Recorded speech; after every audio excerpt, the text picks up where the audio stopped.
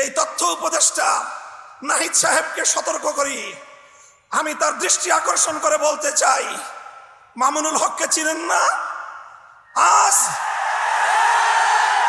আজকে ফ্যাসিবাদ বিলোপ হওয়ার 1.5 মাসের মাথায় আমার বিরুদ্ধে অনলাইনে ফেসবুক কর্তৃপক্ষ সহ ইউটিউব কর্তৃপক্ষ সহ অঘোষিত নিষেধাজ্ঞা জারি করে রেখেছে।